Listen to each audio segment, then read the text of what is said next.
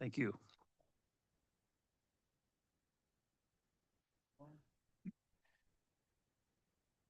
Team General Manager.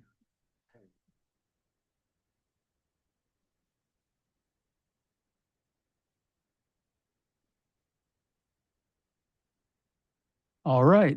Welcome to the Board of Directors, Indian Wells Valley Water District, regular board meeting. Today, Monday, March 9th, and officially call the meeting to order at 4:30. With that, can we get a pledge of allegiance, please? And Mr. Boyd, would you please lead us? Happy to. Place your hand on your heart. Pledge allegiance to the flag of the United States of America and to the republic for which it stands, one nation, under God, indivisible, with liberty and justice for all. Thank you.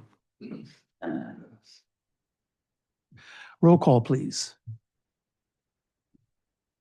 President Kaczynski, Present. Vice President St. Amand, Here.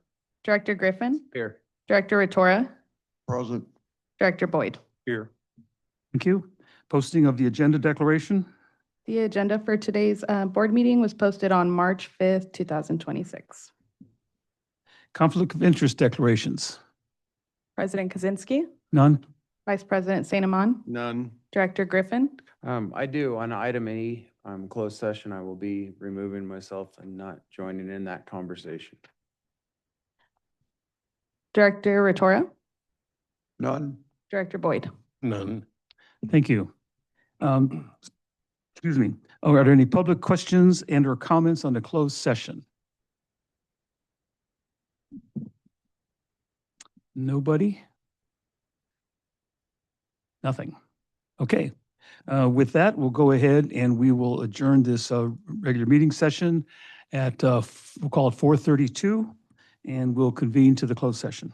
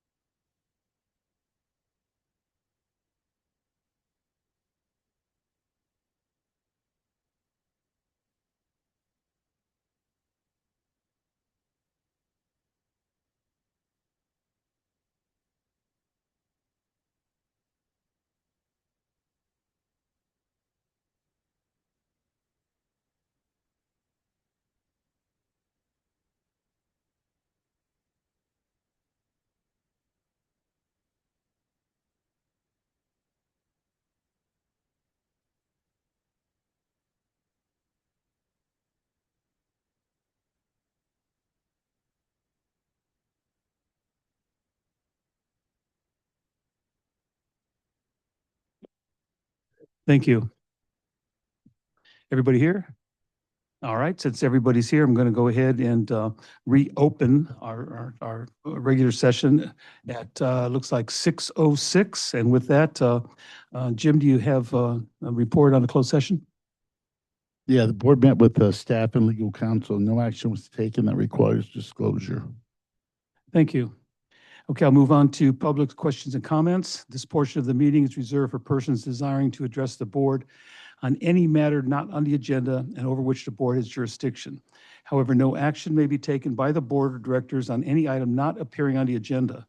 Non-agenda speakers are asked to limit their presentation to 5 minutes. Public questions and comments on items listed on the agenda will be accepted at any time the item is brought forth for consideration by the board. When you're recognized by the chairperson, please state your name.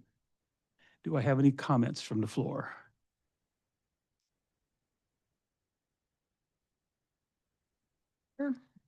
I have several. I'll start first with a question. I've been asked this question.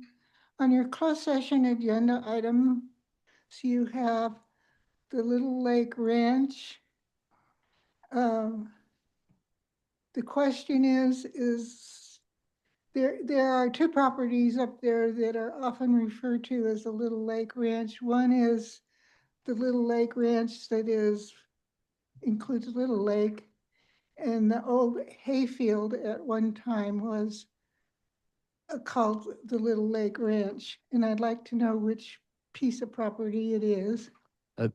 There's a lake on the one that we're talking about. Okay.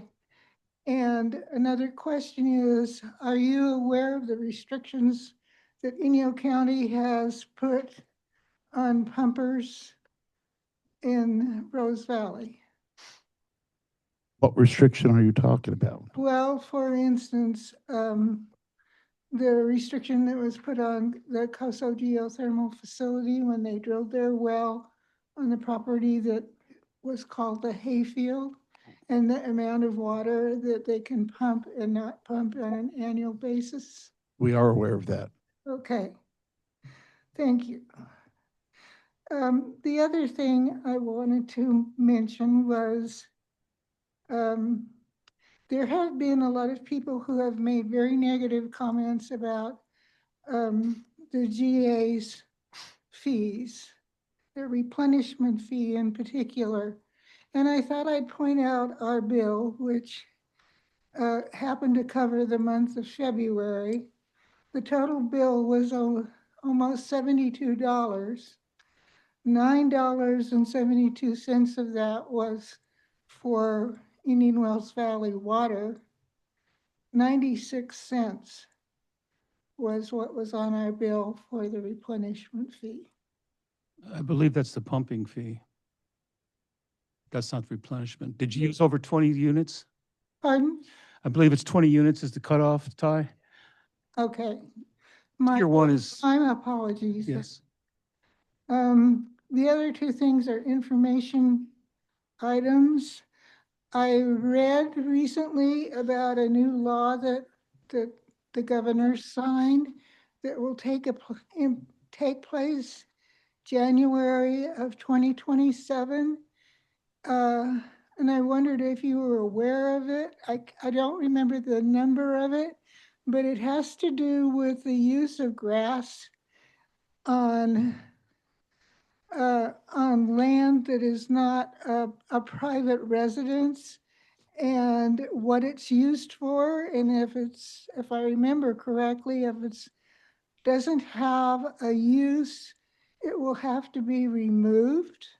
I can stop you. No, I'm not aware of that off the top of my head, but if you could get me an AB or an SB number, I can grab you some information and send it to you. I'd be happy to do that if you want to email it to me. I think you've got my email, Judy. Yeah, I do have your email. I just wondered if the water board was aware of it, because it seems like it's going to affect people, businesses in this valley. Judy, I'll take a look for that one. I can probably find it just through an internet search, and I will look and see if it will require us to promulgate any local regulations with respect to grass. Okay, and the final, good, it really caught my eye, I tell you the truth. I think not here so much as other places where there's vast amounts of grass that just gets mowed.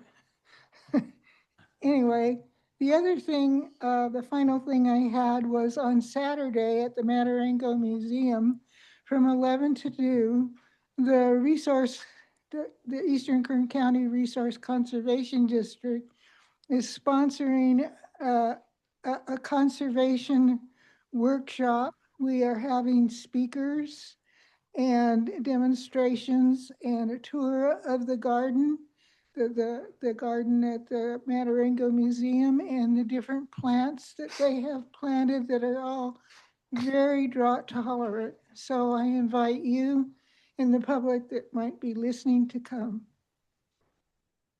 It starts at 11 and it ends at 2. And there should be an ad on this on our website, as well as I believe there will be something in the newspaper and in the swap sheet. And one of the ladies that is going to speak has a native plant nursery over in Paso Robles, and she's the one that supplied many of the plants that we had at our last plant sale. So it will be interesting to hear what she has to say. Thank you. Thank you. I wanted to Go- remind you. I'm sorry, go ahead. Judy, I wanted to remind you that just, I think it was 2 years ago, the governor signed an executive order, which basically encouraged non-functional turf to be not irrigated during the drought. You'll notice that many businesses in Ridgecrest took that seriously, like Dr. Mayberry on Norma, got rid of his Yes, grass. And went Yes, zero. he did. So there are a few that did respond to that. So I'm not too surprised that the state has made this, if it has come up as an assembly bill, that they've gotten serious about it, because they were serious about it a couple of years ago. Okay, I'm sorry, I thought I had written the number of it down, but I couldn't find the paper with the number on it. So I apologize for that. My recollection is it is in fact been signed into law by the governor. Okay. So good for him. Just to let you know, there's a current bill, SB 1139, which I guess is going to somehow attach to that bill. It looks like they're trying to put some meat to it in terms of penalties. So this SB 1139 is referring to that other bill as well. I was going to mention that function Saturday, just so the board knows, and Judy knows, the district will have a table or a booth there. Oh, great. During that, yeah. Good deal. All right. Thank you, Judy. Next, please. Yes, Mike Neal. So I saw George at the meeting last Thursday for this group called Taxpayers for Accountability for Our Groundwater. Turned out to be pretty, I'll just say, interesting meeting. Pretty much a propaganda hour for Ron Strand, who is now the $150 an hour consultant for the city on all things water, as if he hasn't been running that show for years and years. There were a number of people there, and unfortunately, most of them probably don't have a lot of background in the whole situation. With the GA's been pulling on us for 10 years, basically. So they just had to sit there and listen to that. It did turn out that at least the people who kind of are running that little group, they appear to be educated, and they weren't buying the line that Ron was putting out. It's just too bad that another meeting had to end up in being kind of wasted by somebody who didn't mind just hogging the platform and not being quiet for almost an hour and a half. So hopefully some of these next meetings of that group can be a little more productive than this one was. But I don't think Ron's going to be back doing that again. I don't think they have a taste for it. They have just put out a post on their Facebook site, and they're latching on to the requirements of the law of Prop 218 motions. And they got a pretty well done little 4 boxes, kind of telling you what the requirements are to put a 218 in action. 3 of those may be met in some fashion. But the last one saying that what they're calling service deliver, saying water must be provided or immediately available. So I don't know how many years it's been now since we've been paying the replenishment fee. It's been a lot, it's been too much, and it's been way too much ground sum total of dollars.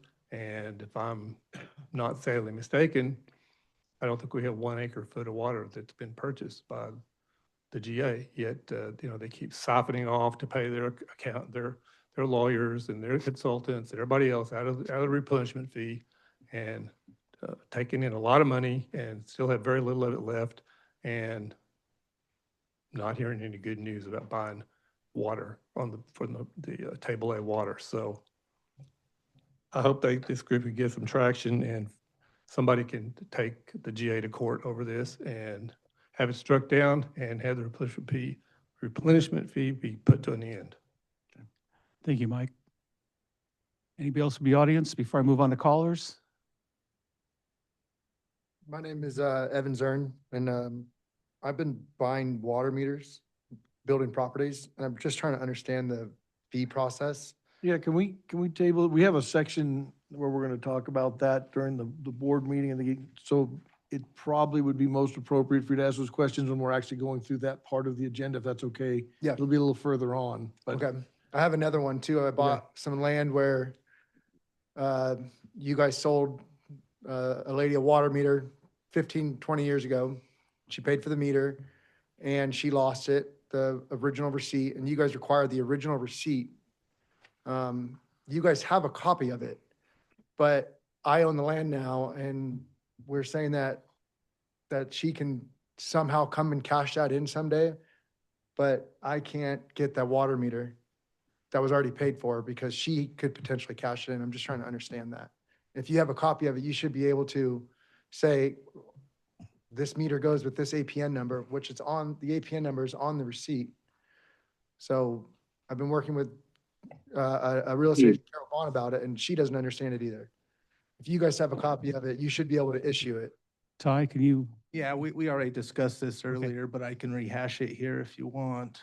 It's, the certificate's as good as cash. Well, I is just there wanna make- anything on our agenda where we could discuss it and take action on it? Not Because, there, no. because we can't right now, so that's. We'll get it taken care of this week. Okay. but- Yeah, we can certainly not have the conversation here. It's not on the agenda, so we're not allowed to do that. Got it. But we can certainly work with you starting tomorrow to try to resolve this. And then I can understand exactly what's going on and help provide a better answer, which I really don't know right now today. Got it. Cool. Thank you. George, can I ask you his first part of his question? Where on the agenda are we discussing that? I'm looking for it real quickly to see how far away down the line it is. Yeah, it's it's under General Manager Report 7, review of connection fee policy. Oh, okay. Connection fee policy, okay, under general manager, okay. All right. Okay, any more comments from the floor here before I go to the phones? All right, we have someone on the phone? State your name, please, caller.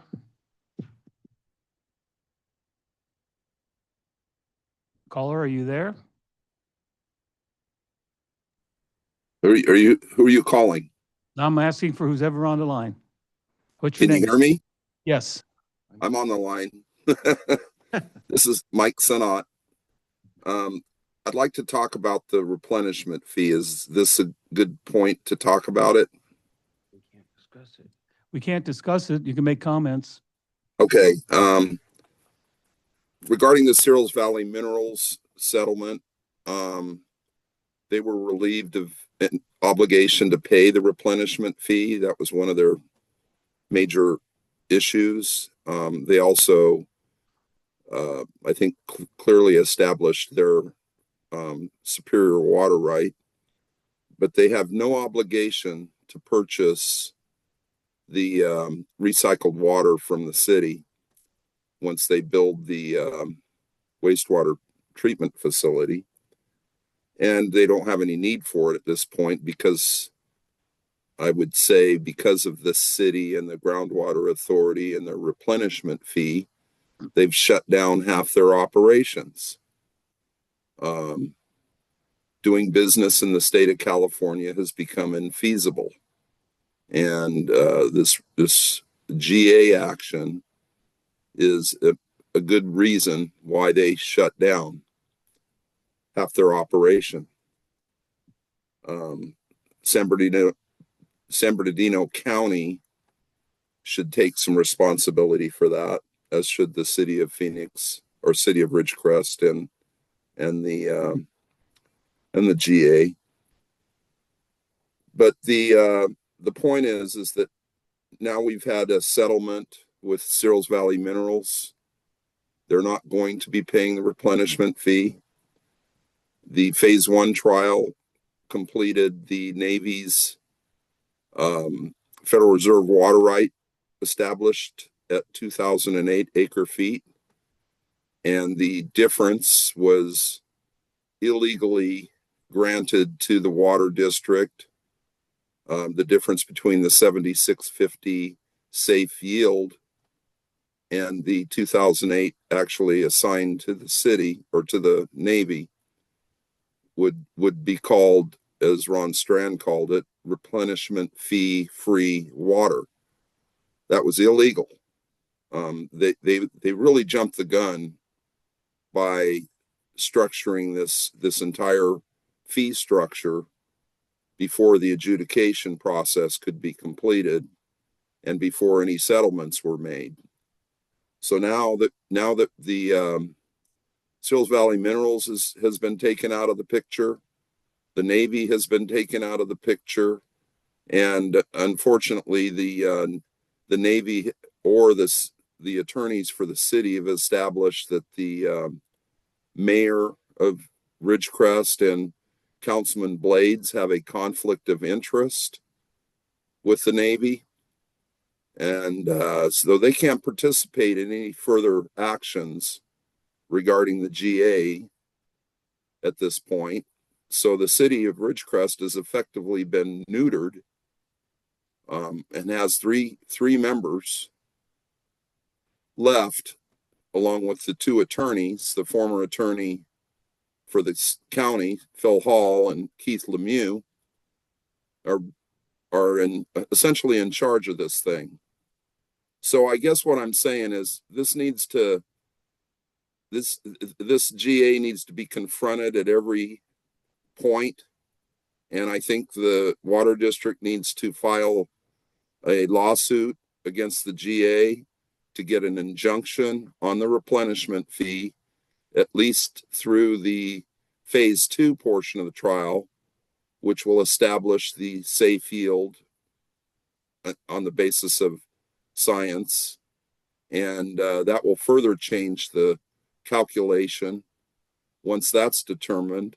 And it would also be important to point out that regardless of what happens, the water district has stated very clearly that they're not going to accept any water from the AVEC pipeline into the water district's conveyance system, nor should they, nor do they need to. So this is going to continually bog down any potential settlement in the valley of this issue. And I think one of the steps that you need to take finally is to stop this replenishment fee. They're not even purchasing table A water at this point. They're trying to purchase private water from another source. So before they commit to any contractual obligations to purchase any water from anybody, they need to understand that this source of funding for that water is now in question. That's enough for this one. Thank you, Mike. All right. Anybody else on there? Could I reply to Mr. Sanat? You, Are you still there, Mike? Yes. I just want to make a suggestion to you. I appreciate your comments, but in the future, if you would, please comment during the groundwater authority section so we can respond back to you. Because we cannot respond back to you or take any action on any item on this portion of public comments unless it's listed on the agenda. And what you described is on the agenda, but future down the line. So Oh, I'm sorry. I apologize. I didn't, I Go ahead. thought I started Thank off you. by saying I don't know if this is the right place to discuss it. Yeah, just Okay. a clarification about Mr. Blades and our Mayor Endicott. They're under the same restriction I was under when I was a civil servant. They are not able to participate in negotiations or any sorts of dealings with the United States Navy or federal government for that matter. So they have to exclude themselves for those things. Okay, thank you. Thank you. All right, next caller. Yes, this is Renee Westellus. Can you hear me? Yes, Renee. Okay, I'm wanting to stay up on that patch of land that the Water District owns in Inyo County. Have regular visits being made every 2 weeks or every month to make sure there isn't illegal dumping again on the property and all that kind of stuff. Yes, Did you hear the answer there, Renee? It was yes? Okay. Is it every 2 weeks or do you go every month? every month. Okay. All right. Thank you. Thank you. Are there any other public comments? Yes, please.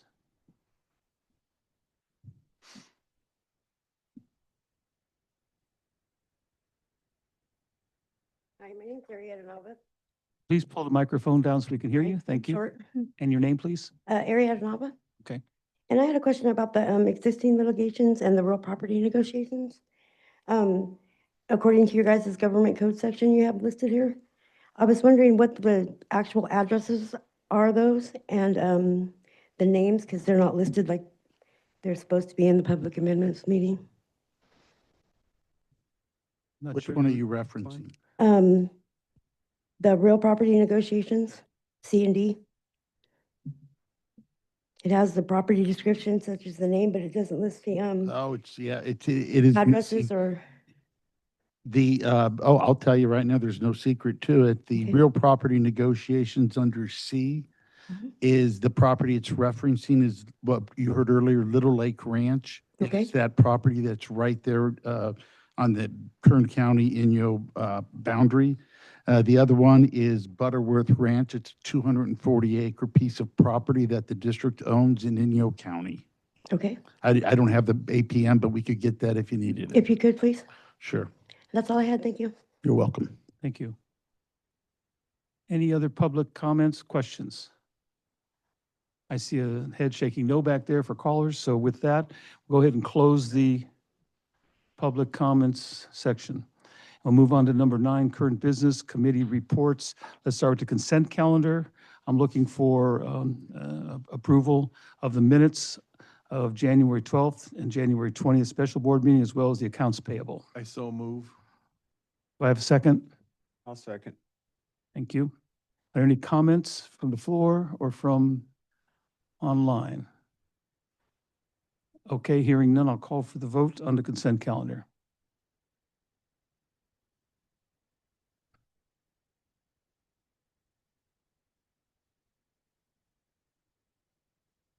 It looks like the motion passed unanimously, all 5 yeses. Thank you. With that, we'll move on to Plant and Equipment Committee, Stark Street Mutual Water Company Consolidation. And I believe that was the one on there. Yes. Yes. Okay, hopefully my mic's working tonight. That's good. As you're aware, the district is working with the Groundwater Authority on doing a consolidation with the Stark Street Mutual Water System. The Groundwater Authority received grant funding to do these kinds of projects and asked our assistance. So a part of the process is CEQA. And so we've put together a notice of exemption. CEQA processes, you're usually, there's certain types of projects that are exempt from CEQA. This is one of them, and I have a couple of the codes listed there. The other options are a negative declaration, a mitigated negative declaration, or an EIR. But in this case, this project, like many of our pipeline projects, are considered exempt. So it was in your packet. You could take a look at it. The committee's recommendation was that the board authorize staff to submit this and file the exemption with the state. Okay, thank you. Are there any comments about the Stark Street consolidation? Okay, with that, then I'll go ask for a motion for the board to approve the filing of the notice of exemption on the Stark Street Mutual Water Company consolidation. Also move. Thank you. Second, sorry. Thank you. Okay, I'll call for the vote.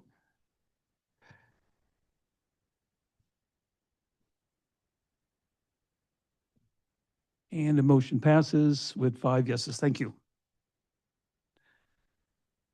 On to vehicle purchase. Yeah, so we mentioned, I think it was last month, that we had issue with one of our trucks. It was one we retrofitted to pull the fifth wheel or the gooseneck trailer that we purchased back in December. So we wanted to look for opportunities to purchase new trucks and see if we could get in under the, without applying the electric vehicle mandate. The current truck is an F-450. I think it's a 2008 with the 6.4 liter, which is a notoriously problemsome engine. Replacement cost would have been around $30,000 for the engine. And we only had one outfit that was fitted to be able to haul the fifth wheel, or keep saying that, the gooseneck. Currently, under the electric mandate, if there is not a comparable vehicle, electric vehicle for what you're looking for, you get an exemption. So there are electric vehicles in the F-450 range, there are electric vehicles in the F-250 range, but there is not an equivalent in the F-350 with the flatbed. So we would be under the exemption, wouldn't even have to file anything. So we're looking at purchasing a crew cab 4x4, F-350, and a regular cab 4x4 as a backup. Okay. We did get 3 bidders, the low bidder being Jim Charlon in at just under $160,000. Okay. Any question? Only question I have is this budgeted? We are taking this budget from the remainder of the trailer skid steer budget, as well as we are the vac trailer we were looking at, we don't need at this time, so we're gonna take the remainder. So the from trucks there. themselves weren't budgeted, but the money was budgeted Yes. elsewhere and you're just Yep. moving it over. Okay, that's the only question I have. Anything else for the board to ask? Yes, Sure. I questioned the money issue, not the Right. truck. I mean, Right. I'm fine with purchasing the truck. I want to make sure that everybody understands where the money is coming from and what we have to give up in order to get, well, this particular thing. I went back into the budget and it turns out that the vac truck is 80K and the walk behind saw is 30K, which ends up to be obviously 110K. And obviously we need 160, so there's still 50K.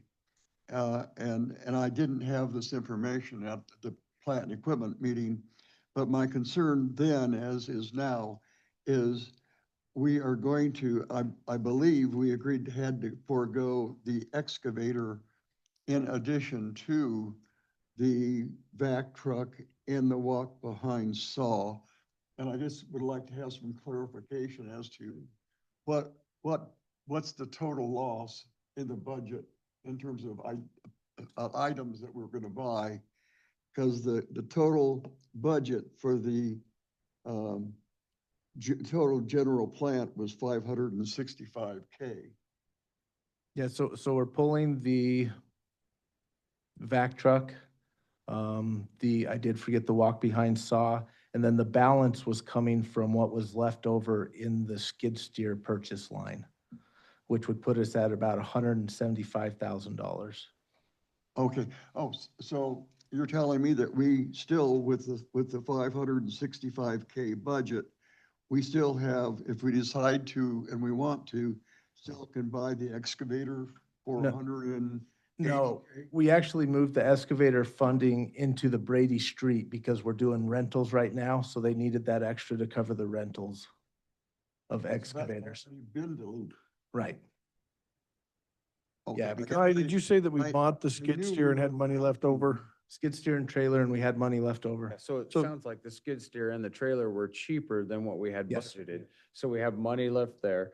It's actually cheaper right now to rent the excavator because maintenance and everything else, and we have down issues or anything like Yeah. that, we're not having to do. It's that as well as figuring out if we were to purchase in the future, what size we actually need to do these And if we projects. don't continue to do a lot of large mainline, we really don't need an excavator. We have the backhoes that are sufficient to do what we do. Right, And we do have a back trailer currently. we do, 2 of them. Yeah, so we're not missing out. We have what we need to get the job done, but I do feel we need to get the trucks because it's important that we have something to pull that skid steer around.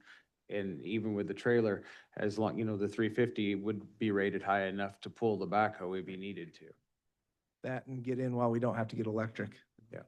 So you're all familiar with Ford's electric trucks. They have claims of long ranges, but they find automobile company magazines have tested that and found that Ford pickups with a full bed or Fords that are pulling a reasonably sized trailer, we're only getting about 90 miles per charge.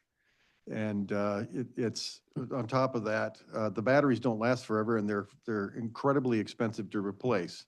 So this would be an opportunity to at least extend our fleet out on using conventional fuels for the life of the trucks that you're suggesting that we purchase. Okay. And these trucks are almost 20 years old that we're replacing. We do have a few of those left, yeah. Ty, did you say that the exemption, you're exempted if a truck isn't made in the size you need as an electric vehicle? And that presently is a 250 or above or a 350 or above?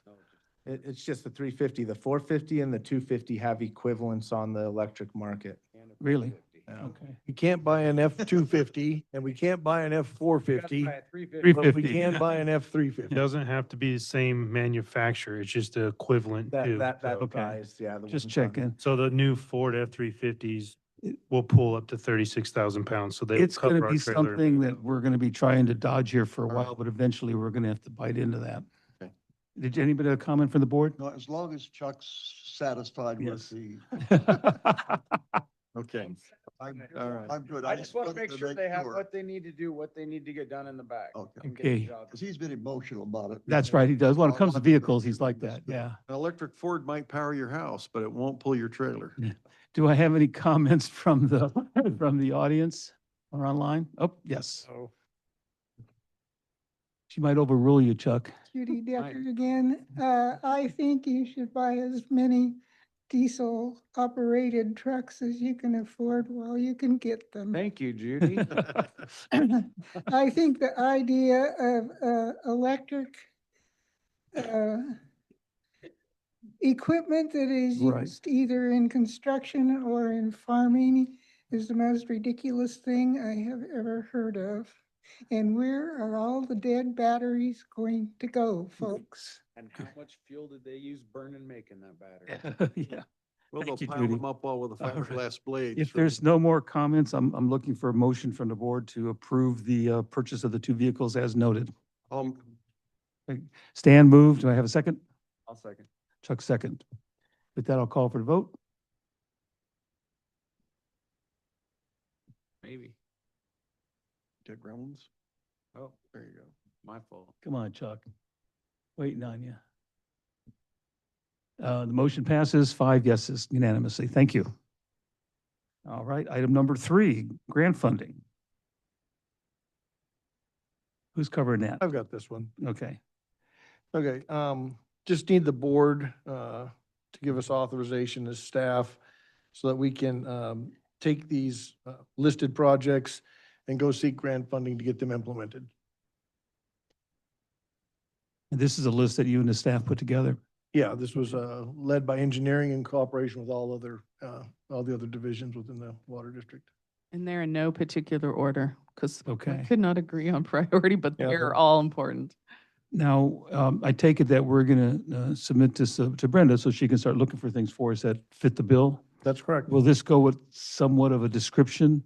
Because I look at the La Mirage area and I believe that falls under one of the new legislations coming in about safe water in areas that are at risk.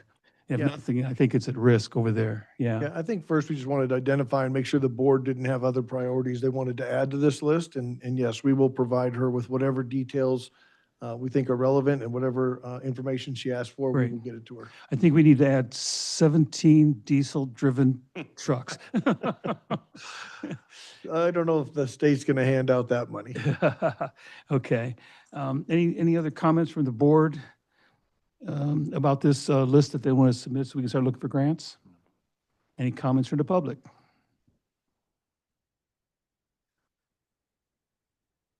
Yeah, I know, just one question about the La Mirage. I don't remember the discussion about that, but I know there was talk about leaks all over the place down there. Was there ever any estimate of how much water was being lost to leakage in those lines over in La Mirage? I believe there's actually, there's still a line item discussing that project we're working on about helping repair those lines that run there. I don't think we have a line item, but I will say for that particular project, I don't believe we have a leak estimate. I think that, is there a new requirement from the state that we start tracking leaks as we find them? I believe that was a new. That starts July, yes. In We- July, there's a new requirement for us to start when we have leaks to estimate. But I think what we would say is that it's excessive because it's running, there were puddles in the street that just remained there at all times. Hard to estimate how much of that water is being infiltrated straight into the ground and how much is being, pushed to the surface. But when it Right. gets to the point where it's pushing it to the surface, it's pretty significant. So certainly it's an area of concern for us because it was, I believe, original Navy piping from the Oh, it's AC pipe. I think Director Boyd would remember exactly when that went in. 1940s and it's on, it's not in the middle of the road where we want all this other stuff. No one, yeah, it's, yeah, that's all you need to say about that. Thank you. All right. Okay. Anything else about this list? Do we need a vote on this one, Jim, or to approve this, or do we just need to have consensus on this particular item? I think he has, I think he's good to go. No, Good to no go. motion required. Did you have it set up for a vote? Oh, she's got it set up for a vote. I make Then the vote. motion that we give Okay. them permission to pursue grant funding. And do I have a second? Second. All right. So I'll call for a vote. I didn't want to overrule you on that one. Makes it super official. Thank you. All right, it passes unanimously, 5 yeses. Thank you. All right, item C, comprehensive groundwater adjudication. That's on to, I guess, David and, It's real short tonight. I'm sorry. The comprehensive adjudication to me, I'm sorry. it's real short. The Safe Field trial is still set for June 1st. And the expert deposition should conclude sometime next week. We're getting ready to have, Tim Parker will be deposed on Friday, and then our primary expert, Matt, will be on next week sometime, Matt Tonkin. Thank you. Any comments from the board or questions for Jim? If not, from the audience, I have a caller. Yes. Mike, if you hold off, we'll get the caller first. Hello, caller, are you on?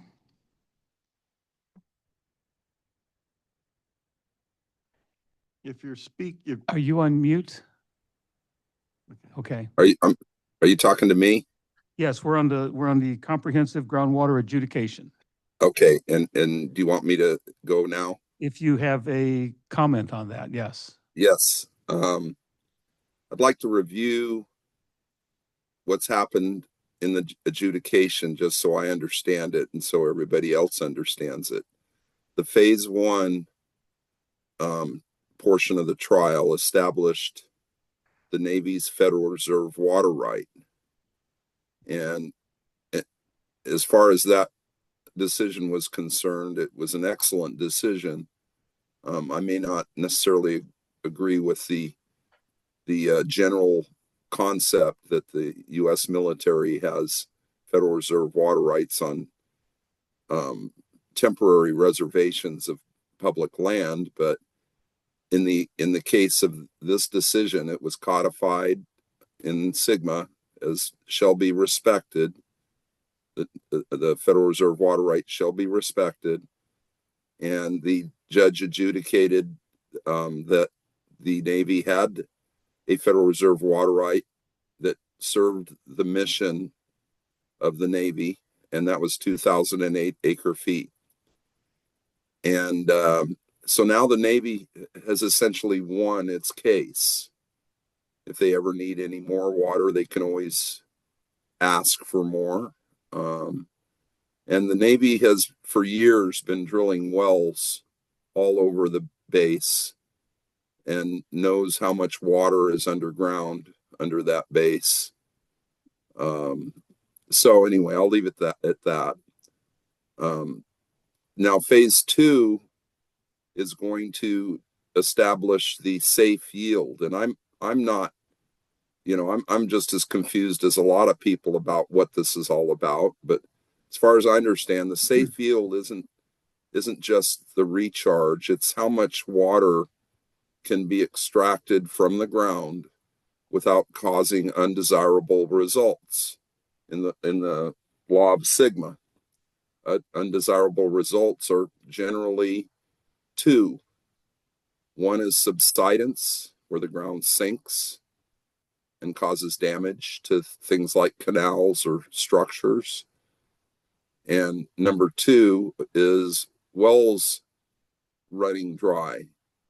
Well, wells running dry can be caused by a number of things. Number 1, they're old, they're shallow, they fail.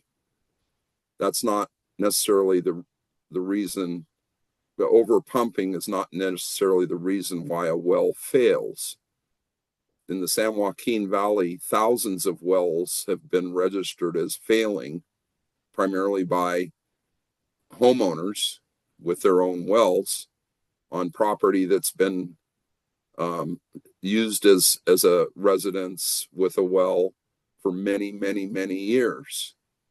So we don't really know how much damage has occurred in the San Joaquin Valley as a result of overpumping, but we do know that there's some damage due to subsidence because they've had to replace 13 miles of the Kern-Fremont Canal, and they reconstructed a parallel canal to replace the sagging canal, and it's sagging too. And the point is that subsidence occurs in some locations, but it doesn't occur in others. And the engineering needed to be more robust to accommodate for potential subsidence, and apparently it wasn't. But I guess my point is in the Indian Wells Valley is a totally unique circumstance in the bigger concept of sigma. There is no subsidence due to pumping or over pumping, if you want to call it that. There is no evidence of any wells running dry due to over pumping. If they are running dry, they might be very shallow wells. So there's no undesirable results from the pumping that occurs in the Indian Wells Valley. And I guess what I want to concentrate here is, what is the safe yield? And I think that's what's going to happen in phase 2. The safe yield is going to determine how much water can be extracted from our underground reservoir, which is 672 square miles with 640 acres in each square mile. That's a hell of a lot of groundwater underground. And unfortunately, Sigma doesn't take into consideration how much groundwater in storage there is. In other words, and I'm sitting right now on the Colorado River. Mike, before you run out of time here, because I usually don't like to cut people off. That's okay. Is there some specific question about the adjudication that you don't understand besides the safe yield? Well, I guess what I want to do is I want to clarify my understanding is that they're not going to take into consideration the groundwater and storage in the Indian Wells Valley to determine whether or not how much pumping is occurring is actually unsafe. Mike, we're not going to comment on the litigation 2 months before trial. Yeah. Okay. What you said is pretty close. Okay. Am I understanding it correctly? Pretty close. Yes, you're pretty close. Yes. Okay. Good. Well, that's essentially what I'm trying to do is clarify, and hopefully it'll help explain to people that don't understand what's going on. And so I'll leave it at that. Thank you. Thank you. I guess I have another caller. Mike, be patient. Wait for Renee. Go ahead, caller. Yes, yeah, this is Renee Westerlusk. I have a question how this is relating with the mediation. Is the mediation continuing to go on or has it ended? Are the parties still willing to work together to some kind of resolution or solution? Or Jim, I'll has it pass that one on to ended? Mr. Worth here. Trial starts June 1. So the mediation is over, There's nothing else scheduled that I'm aware of. but you had a February 18th mediation, I'm aware of that. but nothing came of that? I cannot discuss anything, just like this is litigation, mediation's part of that. It's not for the public. That's why it's in closed session. Because you kept bringing up you were going to do this mediation February 18th. That was public knowledge. That was announced. And I was there. That's public knowledge as well, but I'm not going to tell you what occurred there. Sorry, Okay. Renee, we can't. Tune in for the trial. I don't really want to listen to another trial. I listened to phase one. And I listened to as much as I possibly could. I couldn't be there 24/7 listening to every word. But, I don't see what listening to the phase two is going to do me any good. It would educate you about what the basin is. Okay. Does anybody else have any, is that it, Jim? Renee, we just can't answer that question. I'm sorry about the mitigation. I mean, about the mediation. Anything else? I see we're blinking. No one else online? Okay. If there's no more comments or questions, Nope, Mike. Oh, I'm glad you reminded me, Mike. I sort of got you lost in there. Mike, no. So Renee caught the one I was gonna ask about the mediation. So anyway, that's been happened, but it's hush hush because it's just still going on. Just a semi-technical question as a result of that meeting last week, Thursday. Since I learned not to believe anything I hear from people connected with the GA, I need to ask a question here. There was talk about the newer studies that have been done, and obviously the AEMI Rambo study of the basin and how much water is down there and everything.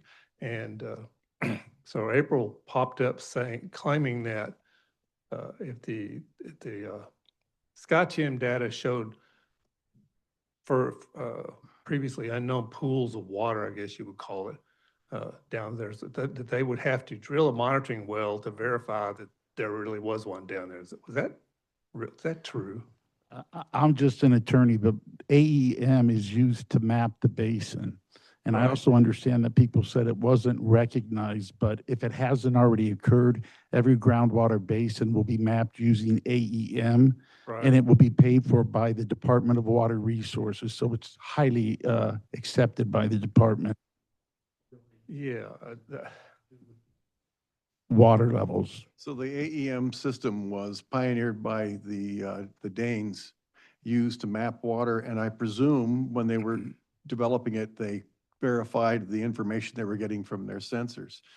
They brought that to California and the University of Davis, if my memory serves, Stanford, and they had 2 or 3 basins. They were going to pioneer that here in California, and one of those basins was ours. So Right. the data, I'm sure, has been, the ability of the airborne electronic sensing equipment has already been verified, and I'm afraid that Ms. Kigwin is probably misinformed. Just to let everybody That's know, what I I think we've moved into item D. Indian Wells that's Valley fine. Water Authority. So good timing, Mike. You got it. But Yeah. there was maybe a discussion, George, about bringing up one item. Oh, I was just gonna wait until the general manager's report and move item 7 up to Oh. number 1 under. I'm So sorry. let's just finish with the. We're getting pretty groundwater. close. That way I we have know, I plenty know of- that they're waiting anxiously over there, Mr. Zern and such, and we'll be there soon. So I want to cover something too, because I've heard the same thing. And since we're on groundwater authority is, what happened was David is right that it was pioneered by the Danes. It was brought here. It was studied by Stanford to see if it worked. They did some ground electromagnetic stuff. I think you may have been in a couple of meetings here when they verified the technology. Once the technology was verified and the state accepted it, they now put some money forward for at least 3 basins to use the technology to map the properties of their basin. Briefly speaking, when you map the property of a basin, you then go back and you look at the lithology of all the known wells. Right. And that took a long time. I believe Stanford worked on that for, God, months, maybe a year or so, looking at all the lithology and comparing it to the data you got from the electromagnetic and seeing that it worked correctly. And then you fill in the lines in between. So that's what I believe she was thinking wells need to be drilled, but we've already used the wells that are in place, over 800 or more of them, for the lithology to Right. verify the AEM. Simple as that. Okay. Yeah. Yeah, that was just a new claim thrown up in the air, and I didn't want to touch them off to give them more time to go, talking on and on about it, so saved it for here. Yeah, and Jim was correct. It's fully vetted and supported by DWR. Used All of it over by is. State now. And it's Funded. publicly available. And funded. And Right. many, Anybody who wants it to use it in their studies can use it. many basins have used it to solve a lot of issues with their basin already. Okay. It's good technology. It could be a good study to rely on that. Thank you. Yes. All right, since we're on, since Mike pushed us into Indian Wells Valley Groundwater Authority, we'll move on from there. So David and/or George, let's talk with David first. Mallory, were you at the last one or was it David? I was not at the last groundwater authority meeting. I had family medical issues that had to be attended to. Director Boyd, I believe, sat in for me. And do you have a report on the meeting? Well, we nominated April to be the new GM. There was some discussion with the board on that matter, and the Water District concluded, basically weighed in a favorable way for her nomination. It was a short meeting, if I It remember. was a short meeting, and if you go back and look at the board package, there's really not a whole lot of other issues. I think they're worthy of our time here to go over. There were some things talked in closed session that were kind of interesting, but I can't talk about those here. And I believe we do have the board packet for the coming meeting. We do. The coming meeting is this Wednesday, and the open session will start no earlier than 11 a.m. And there's the items under discussion are contract modifications for right-of-way acquisition services, contract amendments for Provost and Pritchard for working on the CEQA NEPA documents, and another one with Provost and Pritchard for design services for the imported water pipeline that they would like to put in. And they're going to have, they want the Department of Water Resources to review their technical reports. So that, the board will be voting on that. There'll be a discussion on that as well. Technical report. Many of this has been downloaded into the portal anyway, if I'm not mistaken. Almost every technical thing we've done. So their annual report? No, Chuck, it's my understanding they're talking about the expert and the rebuttal reports that were generated as a result of the adjudication. Ah, Yeah. okay. Good to know. A little light reading. I'm sorry, I guess I didn't catch all that. I thought that the 2025 annual report was Yes. in the package. It is. It's in the current package for their meeting on Wednesday. So if anybody is interested in the 2025 annual report, they can look in the data package. Correct? And you got a day and a half to Asking come. them, I would like to look at it and review it, and would you mind asking them at the meeting if we could look at it before they just vote on it? I think everybody should have a chance to look I at can it. ask them, yes. Typically, though, they ignore those requests and go ahead and vote on it anyway. The typical process is to drop the report on the board the weekend before the meeting and then proceed with a vote. At least that's my impression. George, do you have anything to add? I did a brief review of it. I found some of the numbers interesting. I think there was an estimate that the main part of the basin, excluding the El Paso Basin, lost 23,000 acre feet of water in storage from an estimated 20,200 feet of pumping. And it just occurred to me that that was odd, that if you have 7,000 acre feet of recharge and, and that means that, your pumping should be, I don't know, 13,000, but somehow you lost an extra 10,000 extra feet of water and storage. I don't know, it just didn't seem like it really made a lot of sense to me. But that's why I think I'd like to have time to review it, look at the numbers. I was trying to look at their Thiessen polygon calculations, and yeah, it was just a little odd. Let me know what you find out before the I will. meeting. Okay. And that's kind of why I would like to know also, because 2 years ago, when I was on the GA board, they did their annual report and they actually brought out, and they said that we got 2,000 additional acre feet of recharge from the El Pasos, but then lowered the recharge coming from the Little Lake Gap, which by 2,000 acre feet, which makes no sense. So they just changed the number to keep the 7,650. So that concerns me, because if you do have more recharge in the El Pasos, that makes your total level go up. So, but they kept it at 7,650 and reduced it to the north, which I find hard to believe. I hate to say it, but I think most of these questions, I mean, David, I appreciate you asking them. I think you're gonna get a lot of, right, maybe we'll get it to you. But like I'm saying, when it comes to anything about the sciences and the recharge and the pumping, wait till June 1st. Everything's gonna happen in the adjudication. Everything's gonna come out, all the technical data, everything will come out. So yeah, it's good to ask the questions, and I don't have a problem with that. Okay. Yeah, but I'm gonna hit you with a question to ask them. This is financial. With these new groups that are around, I'm getting questions, and one of them was this: do they know the total amount of money since 2017 up to the end of 2024? Because that is the last, 2025, of the total amount of money received from all grants, the total amount of money received from the extraction fee, which is the pumping fee, the total amount received from what they call the augmentation fee, which is replenishment, and the total amount they receive from the mitigation fee. Those are 4 income streams that I'm being asked if they could be identified for the total money collected, and not to date. They should be able to do it through the end of 2024. They should have that information. And what are the years you want the data for? 2017 through 2020. Well, they might even have it through 2025, although 25 hasn't been audited yet. 24, yeah, 'cause Say 24 for now, and if they have, but they should have 25 as well. See if they'll offer to Money help. that receives some grants, the extraction fee, which is $135 an acre foot, the Right. replenishment fee, and the mitigation fee. Right. Okay. Total amount received. In other words, how much money is category. in by All right. category. Thank you. Any other questions or comments about what's come on? David, anything else to add? I don't. Okay. Anybody going to be there to support David at the meeting? Any comments from the audience or from the callers?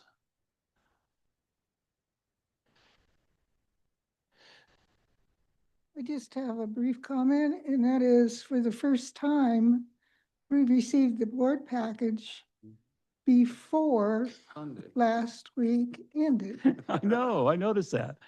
Did you notice that? Yeah, So give the lady a chance. yeah, Been 10 years. yeah. Now work on a finance committee. If they had one, they'd have those numbers.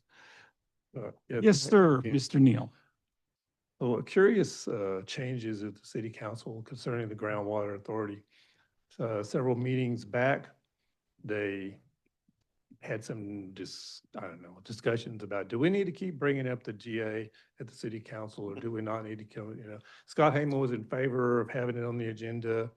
It ended up being, a majority at least, were supposedly in favor of having that on their agenda to discuss.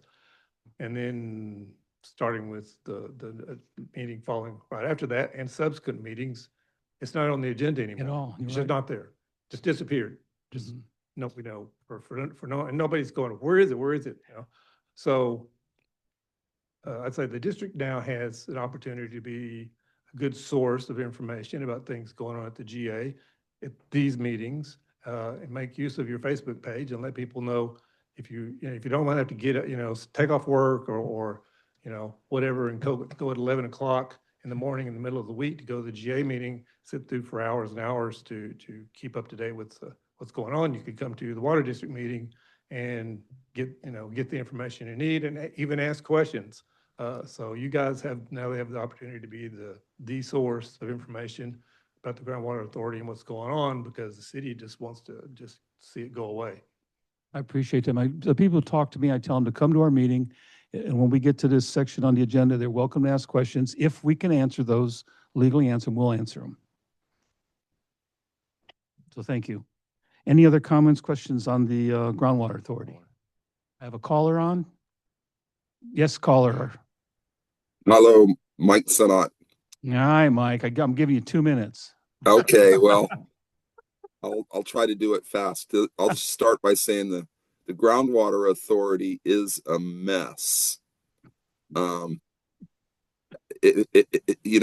Jerry Brown was at the 10-year conference, and he said the reason they were able to pass Sigma was because, number one, there was a drought. Number two, there was a Democrat governor and Democrat legislature. Number three was 75% of the legislators were ignorant. He used that word, ignorant, when it came to groundwater. Now we've got a Groundwater Authority. He also praised this whole thing as democracy in action. Well, we got a Groundwater Authority. Kern County has effectively withdrawn their legal representative as a result of Phil Hall's departure, who was hired on by Keith Lemieux's law firm and has now reappeared. So Kern County's not in the game. They're not even complying with the terms of the GSA. San Bernardino County, I'd say, dropped the ball. Look at what happened to Searles Valley Minerals. The city of Ridgecrest has been neutered due to a conflict of interest with the Navy. And I would hope that the Navy recognizes how damaging this whole fiasco is on the residents of the city of Ridgecrest and the water district, who are also their employees, and how negative this is for especially property owners who have had their property rights undermined by this law. So the Navy has established their Federal Reserve water rights, and the Navy needs to get behind the water district and support the water district and somehow tap the city of Ridgecrest on the shoulder and say, no, we don't need a $400 million pipeline to bring water into the valley that's just going to be pumped back into the ground, because the water district isn't going to take it. And that's what they need to understand. So that's enough to say right now, and I appreciate the opportunity. Thank you. Thank you, Mike. Do I have any callers that got their hands up? Nope. All right, I'll go ahead and close this section of the agenda, Indian Wells Valley Groundwater Authority, and move on to the general manager update. May I ask that we fast forward to 9E7, review of the connection fee policy? I know we have some people. Yes, you read my mind, yes. Let's I move don't ahead to that object. one. Any problems with the rest of the board on that? Okay. All right. Can you just fast forward the slides so we get there?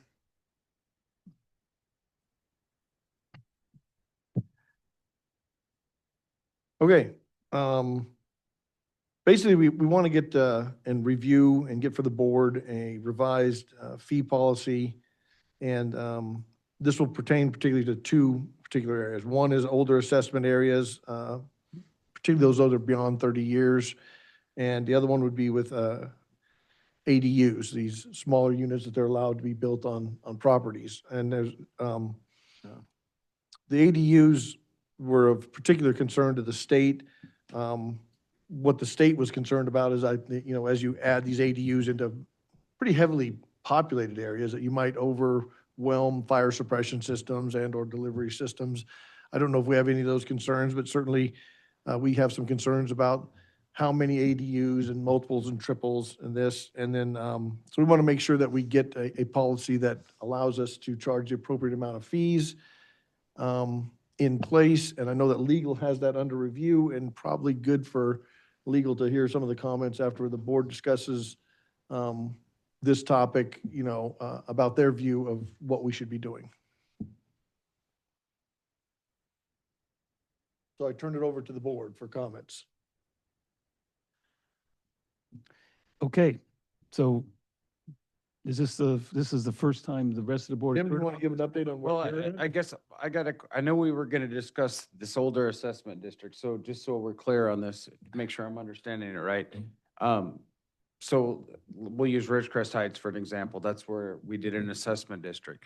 So those people had an agreement that they did not have to pay what fee? Was it a connection fee? Distribution system. Okay, so they had no And the meter fee. and a meter fee.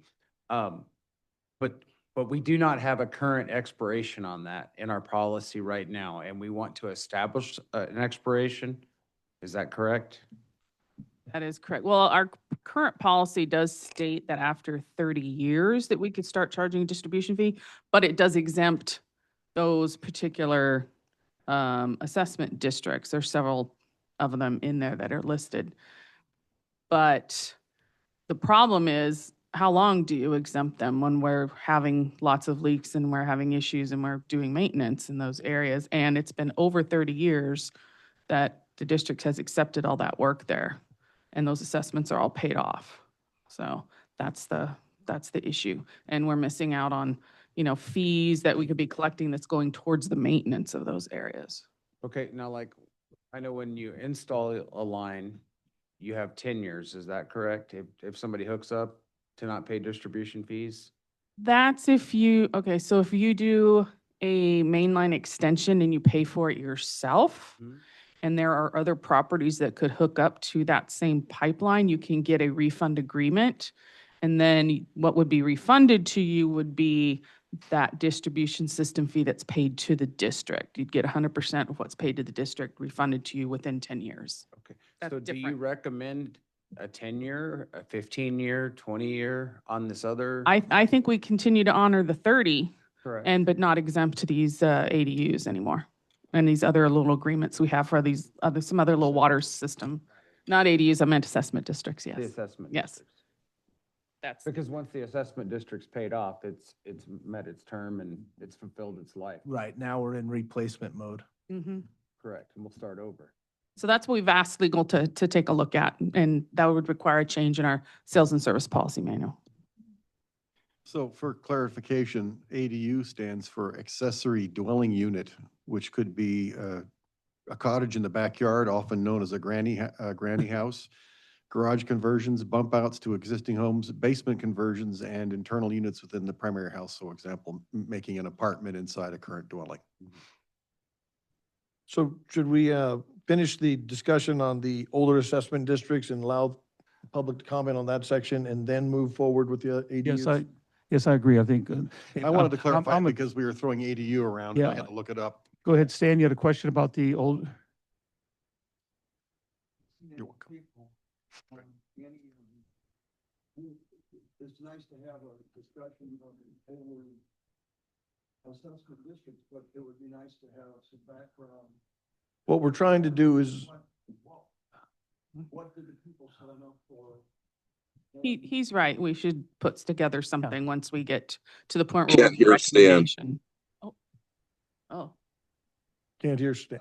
Stan, is your turn microphone your on? microphone on. Your microphone's not on. Had to be documentation on the setup of the assessment district, and I think the board needs to look at it Okay, before we have any more real serious discussions. yeah, and part of this is because legal is working on it, we're trying to give legal just sort of a sense of where the board would like us to go. Yeah. Okay, So- I'd be, well, yeah, and as soon as he can get me some information, I'll be glad to read it, but I can't read it until I have it. Fix it. I will, I will take this. I'm delayed on this.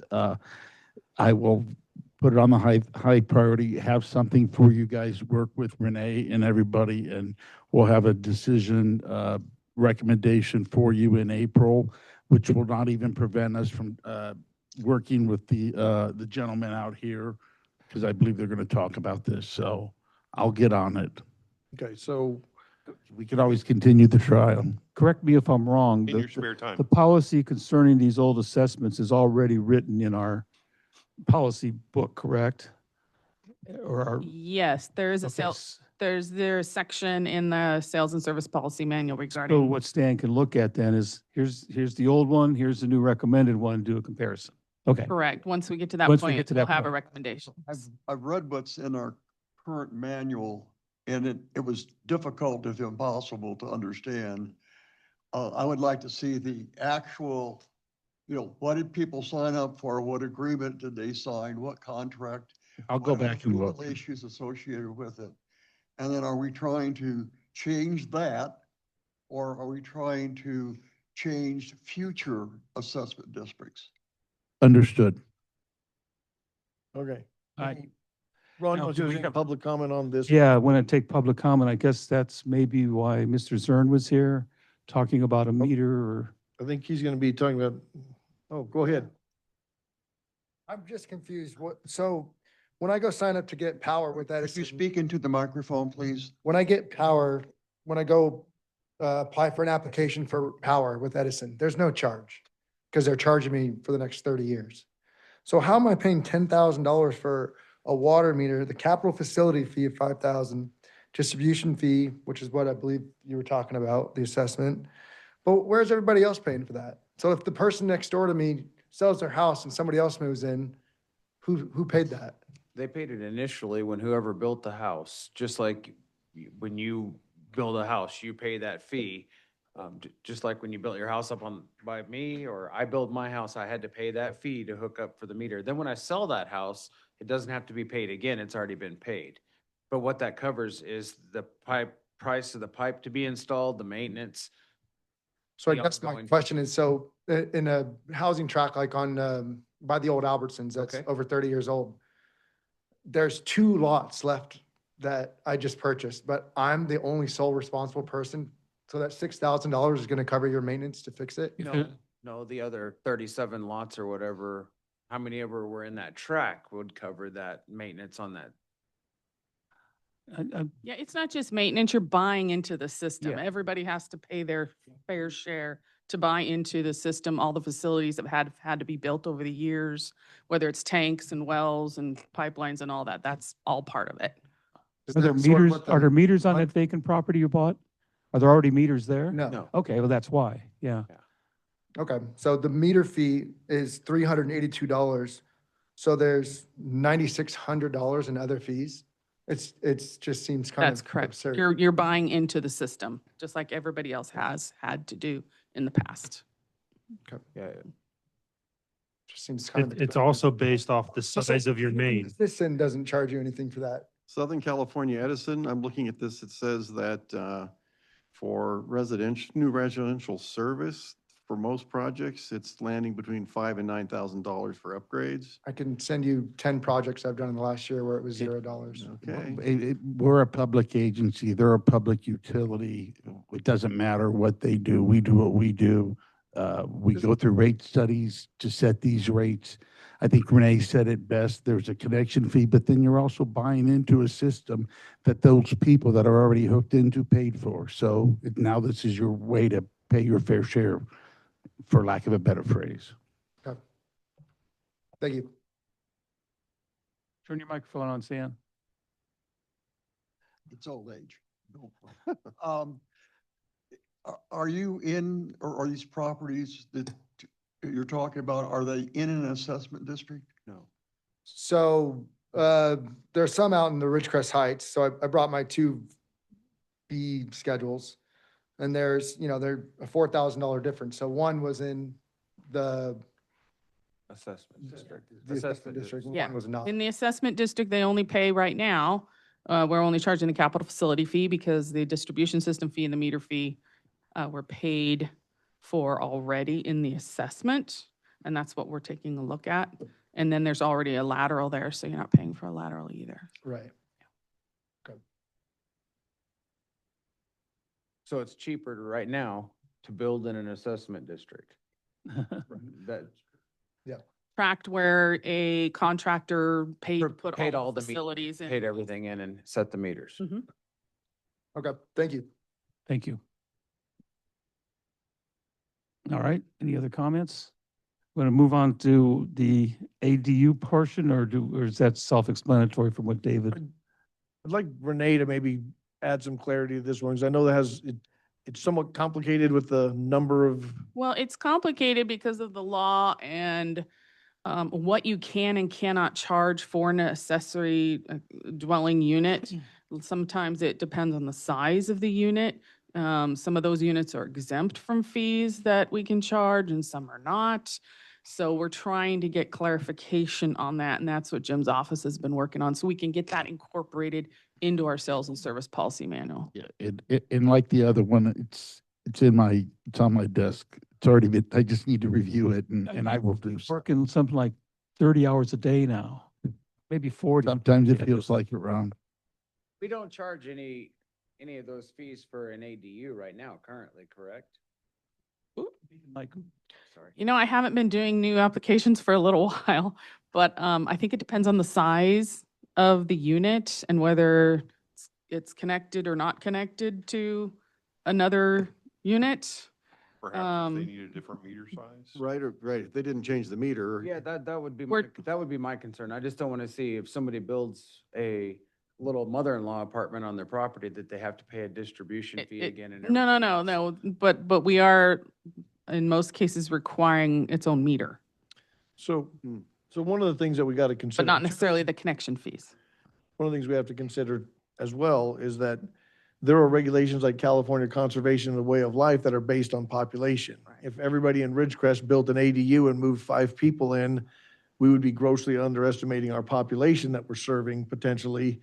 And therefore we would be, and it would impact our compliance with that regulation, because as you build these ADUs, you're gonna use more water. And so we have to look at this sort of from the broad picture that the state came in and said, we're gonna change the rules for houses and we're gonna allow these ADUs. That was what, 3 or 4 years ago? And so now we're trying to catch up with what the state regulations and make sure we don't, put ourselves in a place where we're not fully accounting for the water use, because that water use goes up, that's going to count against our allocations and other regulations as well. George, I thought there was some allowance for us picking the way we wanted to have our population counted, that they give us multiple options for, They do, and we may have to switch depending upon how that plays out in the future, but we'd like to set up our regulations up for these in such a way, because there's also people who are building ADUs and renting them out, and then you have person A using a certain amount of water, and then person B, do they need to have separate bills or the same bill? Because if you have 2 of them, then all of a sudden it's going to push them into the GA replenishment fee yeah. cap, so like if you're the landlord and all of a sudden you're used to paying $70 or $80 a month, and you build this ADU and that entire amount of water suddenly trips you into the replenishment fee, that could be pretty painful, and you might consider wanting another meter, because of the pain that you as the landlord are going to pay because of, the caps. So there's a lot of just sort of second order effects, I would call it, that happen from this. Okay. well, I'm sure, we do have to review it, look at it, see what the issues Right. are, what Yeah. the options are, and how do we want to mitigate the impact. So I'd be all for that. Yeah. I'm for looking at if it's a triplex or a duplex unit as an ADU on a lot, but if somebody's just building an additional dwelling unit for a mother-in-law house or something, I don't want to see them have to go into, oh, well, now my mom's here, so now she's got to pay another water bill on top of this with another meter. I just don't want to see us price people out of. Well, let's see what the staff recommends and where we head on this. I think the whole idea is keep us legal in the state. And secondly, make sure that we're, Well, and we want to know what the Yeah, options compliant. are, not Yeah. just what the staff right, wants. yeah, So exactly. I did have another question. So like next week, I'm gonna be pulling some water meters for a triplex. Where any way you look at it, it's a triplex, but the city clarifies it as a duplex with an ADU, just because we have the engineer or the architect label it that way. So like, how are you gonna, I think we've talked about that one before too, like technically per the city and the county, it's an ADU. or I can do 2 ADUs and 1 house. So am I paying all the distribution fees again? What we've done with like anything bigger than a duplex was look at equivalent water use and look at the meter size that way. And so then you just pay those connection fees based on the meter size, not Okay. per meter. Otherwise it gets to be So- really so can you expensive. So Clarify that for me, Renee, so I kind of. like if this triplex uses the equivalent water amount, let's say you do the calculation and it's appropriate that they get a 1-inch meter. Okay. Then the fee that they would pay would be based on a 1-inch meter. Although we would then require though that they have a meter for each unit, but they wouldn't pay the connection fees for each meter. It would be just be based on the 1-inch. And that's already in our sales and service policy. So, and then that would be good for them because they would have 3 individual meters to Yes. individually bill each person if you rented them Right. out. Yeah. Mhm. But then recently, I think you said 4 meters now. Anything can't above do 2 four. now. Anything is- above 2 is a master meter? We can, yeah, master meter, yeah. But we're not obligated to do a master meter. You're not, no, but we are obligated to go by doing that calculation of your fees based on the equivalent meter size. Yeah, Just how big the pipe is going in to make sure everybody has enough water. yes. I think we even encourage, even on a fourplex, that we have 4 meters. Yeah, Yes. that's right. Mhm. And a duplex requires 2 and a triplex requires 3 currently. But that could be part of the review of how do we want to We did change that in the slightly. future. I mean, it's a reasonable request. I don't think we want master meters personally, because if I was explaining, if I don't pay my water bill, 4 people no longer have water. Mhm. We don't require a master meter. Yeah. No. Okay. Thank you. Thank you.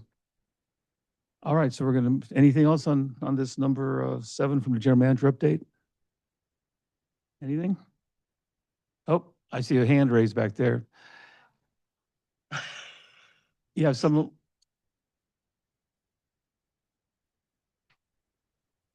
Yes, Chuck, and yes, Stan, you got that? Oh.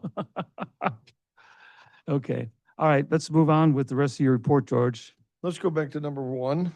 Thank you. Thanks, guys. Yeah, right.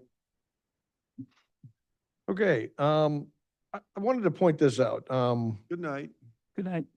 We have a number of employees that are making the district better through education. So I want to point out Isabel, John, Arturo, Anna, and Chris are all at this time taking college courses, and it's commendable. And we also have Justin, who's passed his initial professional engineering license test and is moving on to his surveying and seismic. So, I'm pretty proud of the fact that we have all these people making commitments to higher education here in the district. Just wanted to note it. Here, here. All right. Wanted to bring California Assembly Bill 35, which is, boy, this is a bill that is going to simplify the process of receiving Proposition 4 funding by exempting it from certain state processes. And our consultant in Sacramento, Brenda, has recommended that we add ourselves to the list of, I think, well over 100 water districts and organizations that support this bill. Anytime we can remove ourselves from any additional requirements by the state, I'm all for it, especially to receive money.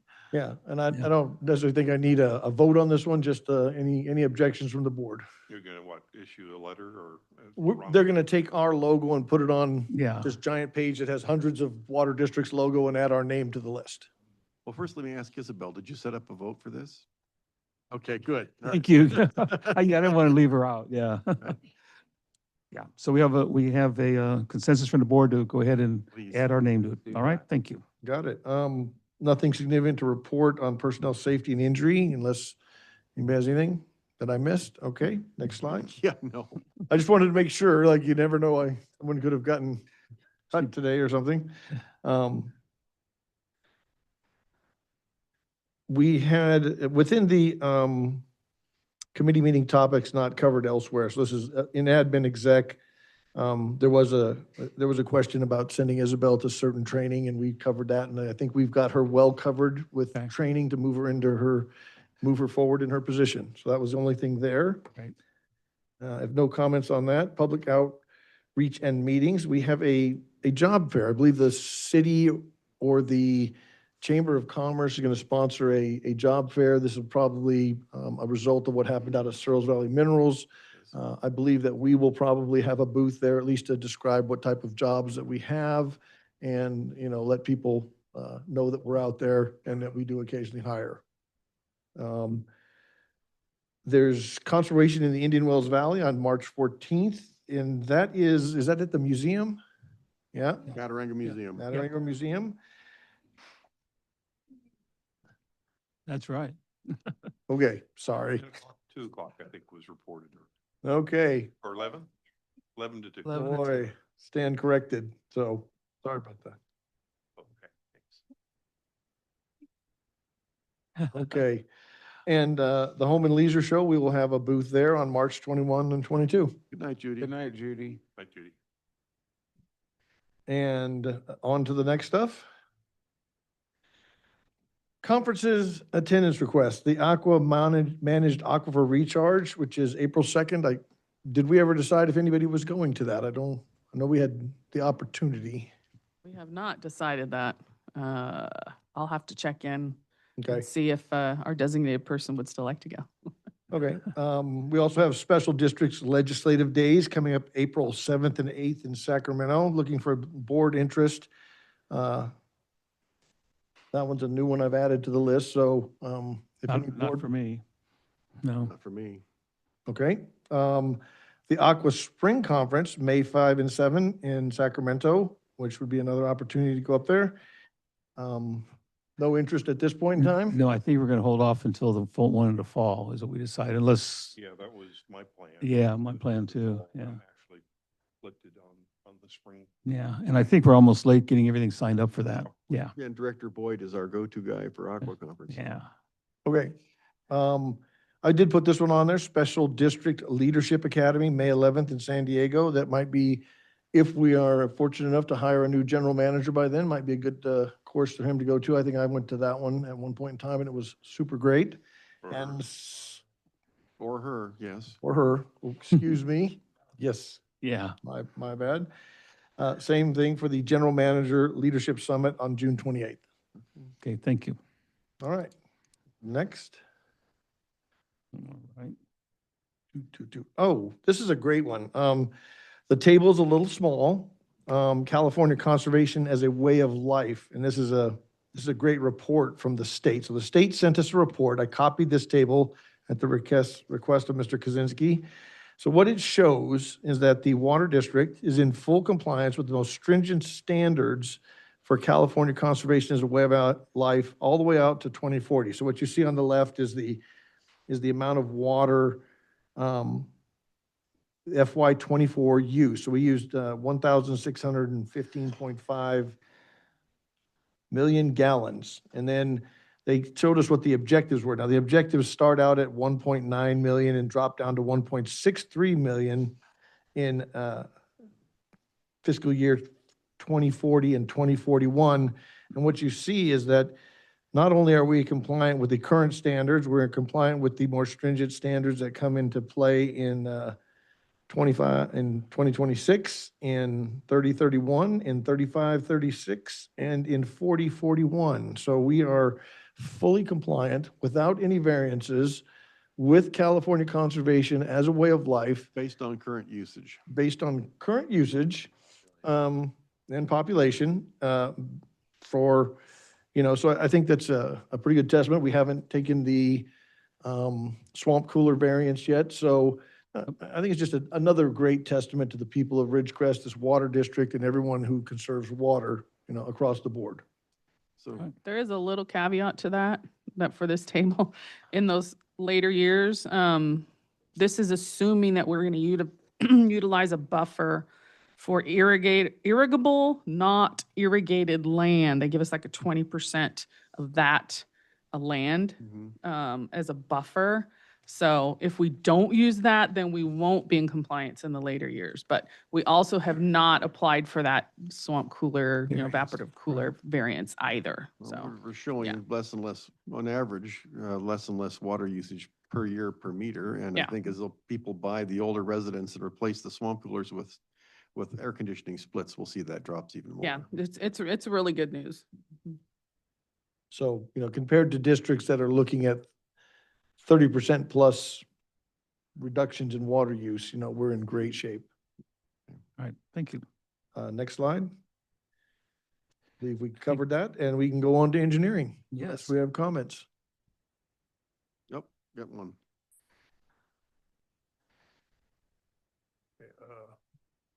So that water use thing you just talked about. Is there some kind of fining structure if you're outside of the set limits? And it isn't going to be, every time that comes up over all the years, all I ever hear is, they're fine us $10,000 a day, But I know it's not never right, but that's all I ever hear. So I'm just curious if, for whatever reason, because I mean, the data you guys have put out over the last, several years indicates that over a significant period of time, water use has gone down. So it has to bottom out at some point, at which point, we're there, that's the best we can do. And what you're saying, I'm kind of guessing what you're saying, where we're at right now, probably won't go any lower than that. Well, I would say it will go lower, but this, I should have made this caveat as well. This is for private residences, not for industrial or commercial. And industrial and commercial is currently exempt. However, they're monitoring commercial and industrial. And as I think was talked about at the beginning of this meeting, they're coming up with standards for things like, removing grass. And then they're having us input data for all of our commercial and industrial applications. What kind of business are they, so they can develop regulations to monitor car washes versus restaurants versus whatever, so they can put standards on those types of business as well. So we'll see reductions there.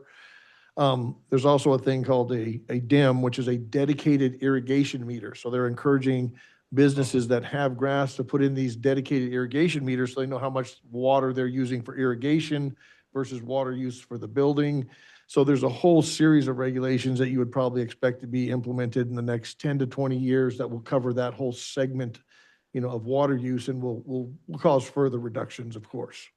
Okay, well, I was just thinking if you don't meet the target, at some point, it looks like you're not going to meet the target, which you kind of expect in California, such as it is.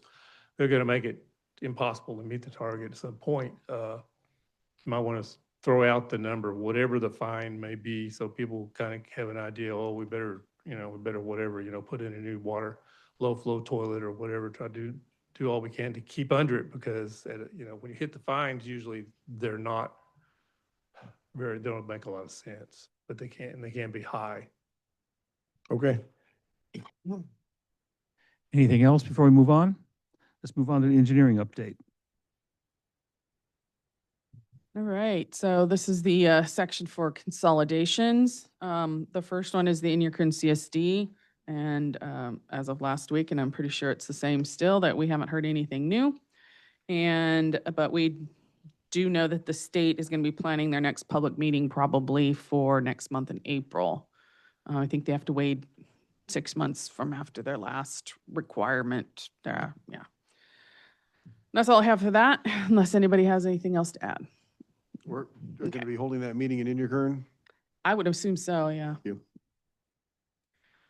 Dune 3, I know that Jim has sent the final legal agreement to the owner of Dune 3, and we are waiting to hear back from him, so we can get that signed. Yeah, it should be ready to go. Just real quick on the Inyokern, there was during a discussion that there was some interest by the state board, maybe to have something, the next meeting, maybe outside of Inyo, closer to Ridgecrest area. So we'll see how that develops. I did not get a chance to call Mr. Zagala, but we'll do so tomorrow. sent him an email. I know They you are sent it waiting. to him and you just haven't heard back from him. That's right? correct. Yeah. We sent it about 30 days ago, right before the February board meeting, I believe. In addition to Dune 3, we're waiting for the State Water Resources Control Board to give us approval to proceed with bidding. As of last week, our grant manager said a few weeks, he expected it. So any day, we expect to get that let us approval to go to bid. And along with that will be Stark Street. We're going to get the contractor on board for Dune 3. And the plan is to change order that contract in order to cover the work to hook up Stark Street.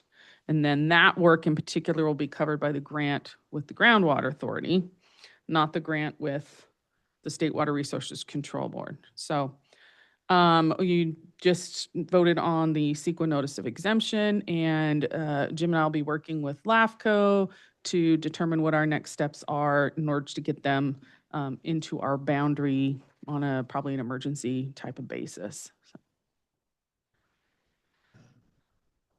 Redemacher, I think you skipped over that. that's next. Okay. I'm sorry, it's I was going by my Oh, real quick. P&E minutes here, which is a little different. Okay.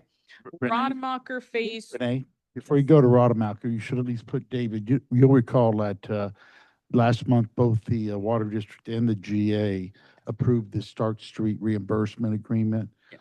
We're still working on it. The main concern is about the timing of when the project can be complete. The language is drafted seemed to put a responsibility on the district to have it done by a certain date, and I'm not comfortable with that. I believe we've discussed it before. We're pretty late into it, getting close into April, and November's coming pretty quick.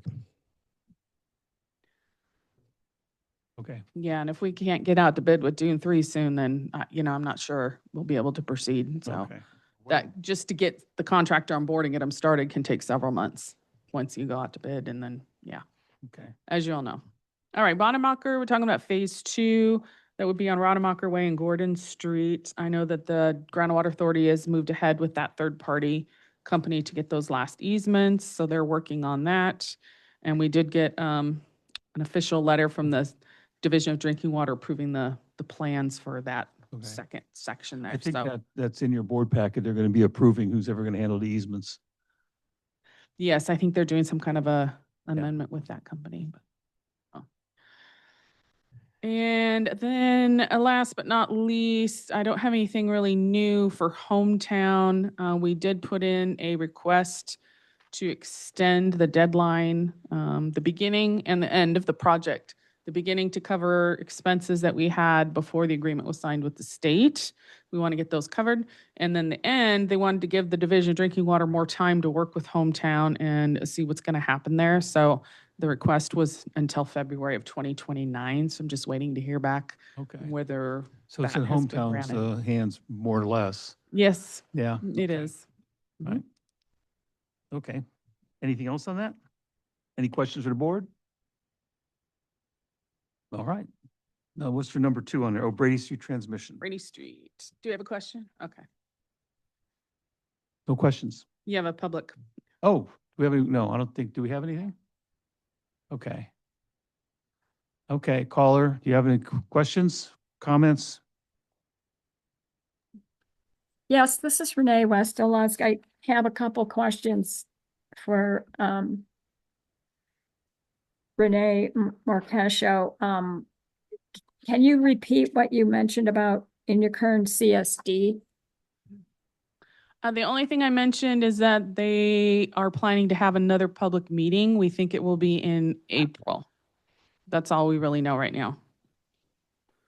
And then when you were talking about that 20% buffer, could you repeat what that buffer is? It's a extra application you can ask for, like an exemption, like you mentioned, evaporative cooler exemption.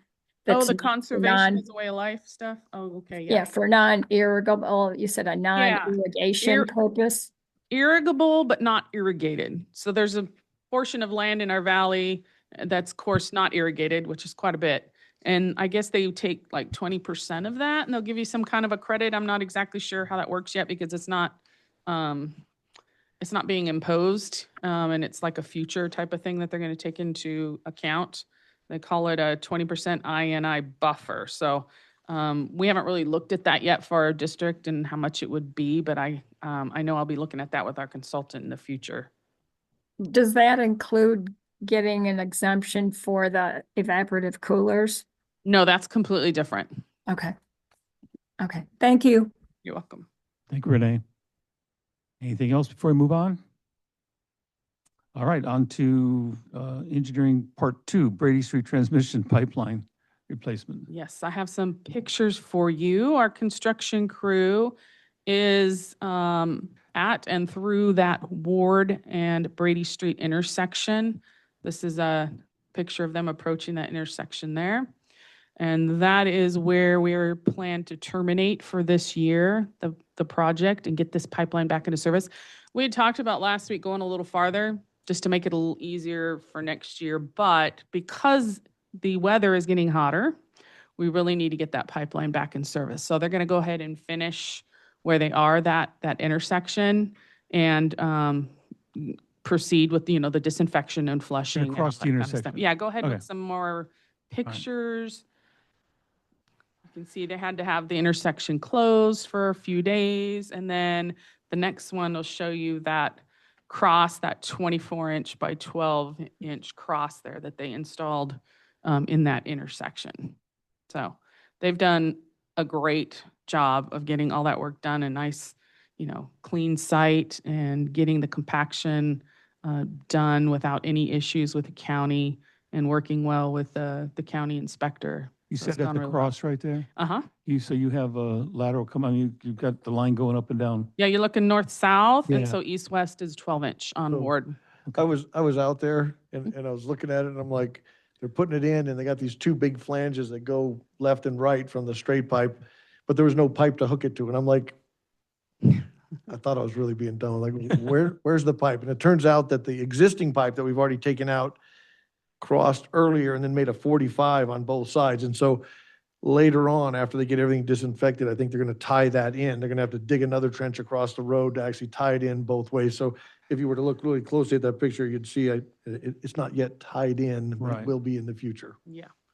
Okay. Yeah, so north-south, you've got 24-inch butterfly valves, and then east-west, you have two 12-inch gate valves. All right. Director is pleased. Yes. You have positive control Our- over all trash bags.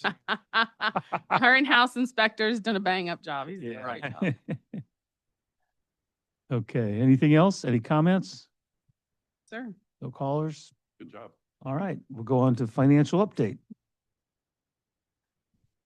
Okay, item number 1 is the year-to-date water use, and you can see we're a little behind on water consumption this year compared to last year. Yeah, we're at 10,000 Been units. a wet, cool winter, but summer will come.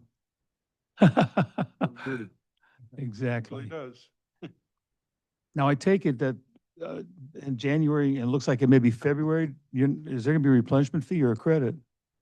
So for January pumping, Yeah, we pumped less than what we had allocated. right, So we kind of have an internal credit. right.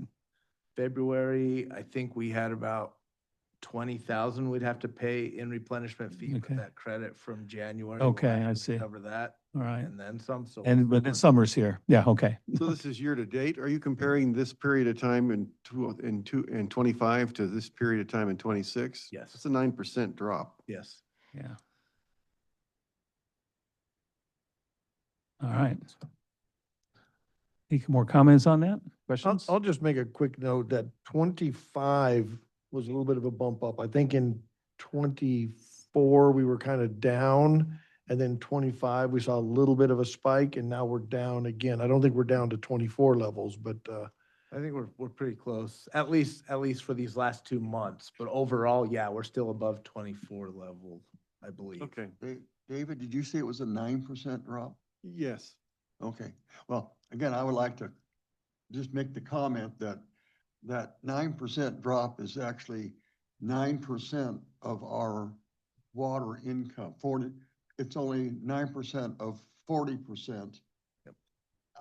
So Yeah. that, you know, we're really at less than 4% Right. drop. In And in terms the of income. meantime, we've had a 10% increase in fees. Mhm. So the price, the cost to the customer or our revenue is up 10%. And thank- Starting in January. I was interested only in water usage for conservation Oh, purposes. well, it was just financial report, so I thought you might be interested in the finance, I'd- but that's okay. One more time, I'd like Oh, I to, appreciate that. Back I do together, thank you. David. and I'd like to thank David again for his inputs when we did the study, for taking that into consideration. I just don't want the public to get concerned that we're gonna go bankrupt in the near future. We're doing fine. I Not think. this year, anyway. Okay, Ty, moving on. Okay, for the solar site update, all the cameras are up and functioning. I neglected to get Mr. Camp here to show you the cameras this month, Darn. so we'll get them here next Okay. month. NG is supposed to be out next week to finish up the repairs. There were 2 additional strings that they didn't catch before that will have to be replaced.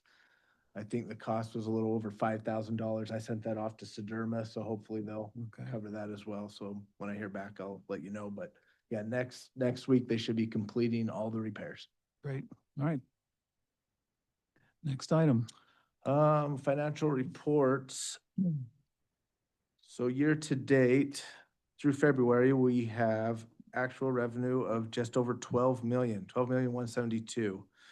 You will see that, we're down about $500,000, the bulk of that being 400,000 from capital contributions, which is grant reimbursements, was straight lined, but for the average, for the estimate, but we'll get that when we get that one. Dune 3 or whatnot's hometown, not hometown anymore. Dune 3, Rademacher's being worked on. We'll submit those invoices. You'll see water sales overall, we're just down 144,000. That stands 4%. Yeah. Right. Expenditures to date at just over 11.6 million. That is 1.1 million below budget. So we're trying to stay conservative with our spending in light of the reduction in consumption. So our net is 500,000, which is 635,000 better than budget. Okay. You will see as for GSA fees, we have paid 3.7 million in extraction fees and 15,803,170 in replenishment fee. Okay. Any questions, comments? I have a caller. Yes. Go ahead, caller. Yes, this is Renee West-Lusk. On that page that you have revenues and expenses, the YTD budget at the very bottom, it has a negative 135,729. Is that meaning what is it? Over budget or under budget on that item? So we estimated at this point in time that we would have spent more than we brought in by 135,000. Over budget. Yeah. Okay. Okay, so we're at that much in the negative right now? No, that was the year-to-date budget. We're actually plus about 500,000. You'll see on actuals. Oh, okay, that's you're saying total year to date, okay. Yep. Okay. All right, okay. Okay, thank you, Renee. Stan, you had something? Oh, yes, I was noticing in the capital expense area that it looks like when you subtract the restricted from the non-restricted from our total, it looks like our unrestricted capital expense is over budget. I think our budget was 850,000, something like that. Mhm. And we have now spent about almost $1 million. So is there a short answer to why we're after Yes, 2/3 of it's the year? the short answer is the water model. The water model. Oh, okay. Yeah. Yeah, I got it. Thank you. You're welcome. Uh, Just to add on, S&P, our rater for our bonds, did call me a couple weeks ago and we had a discussion. They were concerned with the ruling for the Navy's Federal Reserve right. I just talked to them about what I knew, what it was. And then they asked for some financial update stuff. They did release an update to our rating late last week. We're still at the A positive rating, but instead of a stable outlook, they did downgrade us to a negative outlook, mostly from concern that we'll have to go out and purchase additional water. I tried to explain to them the process, but that's what it is. A negative outlook means that there's, excuse me, a 1 in 3 chance in the next 2 years they will downgrade our rating. I explained we've already had a new rate study that should improve our finances, and then we just don't know on the waterfront until the adjudication trial's done. So Nothing you can do about it, is there? no, I'm open. I share what information I can with them, and this is the conclusion they came to. So it doesn't affect our bond rating at all, just kind of an outlook on their end. But if they're concerned about the phase 1 ruling, I don't know why, but if the phase 2 ruling is in our favor, that would make it unlikely we're gonna have to purchase supplies, and then they'll reconsider. I believe so, yes, yeah, because I Just curious. explained that to them, that it could be that we're set, we're fine, we don't have to do anything. Yeah, so it sounds like they're worried that we were graciously allocated 4,000 acre feet by the Groundwater Authority. And that now that that's off the table, they're worried that we might get a water right allocation less than that. Okay. Yep. The gift that keeps on giving. I just love that. Second thing for the financial update, well, I guess it'd be the third thing. I do need to ask you to call a special meeting to approve the audit study, the audit report. It is due April 1st to different organizations I have to send it to. And the auditors could not finish it in time for this meeting. They're looking at the 24th, March 24th at 3 p.m. I don't have a problem with that. Yeah, it's fine, as far as I know. 3 p.m. Yes. 3 p.m. on the 24th, okay.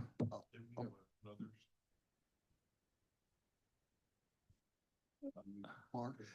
Possibly, we'll see. We'll work, that's on the employment thing, yeah. We've never had a special meeting on an audit report. They've had trouble. There were some new GASB pronouncements that really put them behind at other agencies. We're good. I make sure we take care of it all Oh, that's beforehand. Okay. But yeah, they were swamped this year with some of those pronouncements in the other agencies. Okay. It might be nice to have special board meetings for these things because that means the regular board meeting doesn't extend into 10 p.m. That's true. Well, they're pretty brief. They're pretty brief. It's just the questions that Stan has for them. Okay. Yeah, all right. Is that, what else you got going? That's all for financial update. Okay. Anything else? Go to the, Water Smart. wait, I need to go back one. I apologize. Water Smart notifications, we did send out, well, Water Smart sent out 357 leak alerts. And then we dropped a little bit on lockoffs. We're down to 69 for February. Nice. Oh, that's actually dropped off quite a bit. Yeah, that's good. All right, any comments, questions before we move on?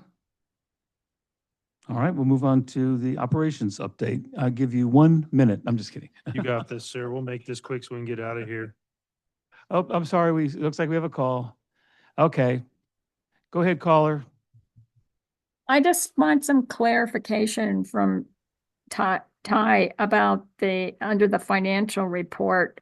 You said there's a bond rating company that you were talking to and they're concerned about the district not having enough water. Yes, that's exactly it. Yeah, Standards and Poor's does the rating on our bond that we have well, we have the COP and the 2024 revenue bond. They monitor both of those, and yeah, they were concerned about that. I guess they're concerned we're going to have to buy water. Right. Yeah. So it's one of those future nebulous things, and they have to look at all that stuff and decide how they want to handle it. And they did a negative outlook for that reason. So how long does this outlook last? Until new information comes up, or they typically review it every 2 years. Okay, they review every 2 years. Okay. Yes. At Okay. least, or at the most, 2 years. Basically saying they have a good rating, but there are some issues that might come up that investors should be aware of. Right. Okay. All right, thank you. Thank you. Okay, John, you're on. Alrighty, so make this quick, get out of here. No new valves turned this past month. We turned our focus to flushing, as you'll see down here in a couple lines. We did 216 USA North locates, so that brings us to 2,342 locates for USA North year to date. We had a USA South locate, just one of those, so that's 4. So that's San Bernardino County area for reference. No des flushing, the gentleman knocked out 14 flushes for just under a total of 9 million or 10 million gallons year to date. So 9,699,361 gallons. We had 6 after-hour calls. You'll notice there's only 5 total on there. One was an on-off order. 4 were leaks, and 1 we got out there and is actually on the customer's side that we didn't do anything with. We let the customer make the call. It was in the middle of the night, close to the meter box, but it was on their side, so we didn't touch it. We replaced 4 service laterals, 5, I repaired 4 service laterals, 5 replacements this past month. We did a hydrant replacement as well. And then we had a blow-off repair, which was just, it was on Brady Street, it was on the corner of Ridgecrest Boulevard. Okay. Right there, and Brady, a 30-inch. We had some parts come in, so we did a repair right there as well. So, next slide. So water supply this past month has been working on draining the tanks, getting it ready for tank coating repairs. We had a coil go out on well 17, so they had to diagnose that and get that repaired as well. We had been working with contractors to install some software upgrades on the bulk station. It's been a little bit of phone tag. They haven't reached back out to us yet, but that's still ongoing. Still working with solar contractors, as Ty has mentioned. We had a lot of fence damage at well 30 as well, at well site 30, that it's easier and quicker for us to get a contractor out there to replace sections. Doesn't matter how quick they replace it, it gets damaged again. So contractor went out there and replaced quite a bit of fence, the section, and it's just cut again. And just a whole 12-foot section just cut and laid down. So Are they after the solar wire, or they're not? that's a different section. This is just kind of your cattle fencing that's wrapped around the whole property. So they're just cutting it Just down. cut through, walk through it. Yeah, we'll go out there and replace it, repair it, and it'll do it again. It's just a vicious cycle.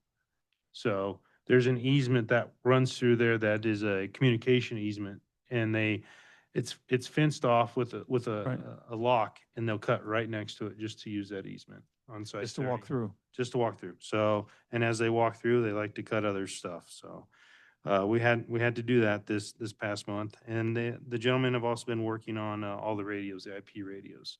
Okay. So doing some maintenance on those.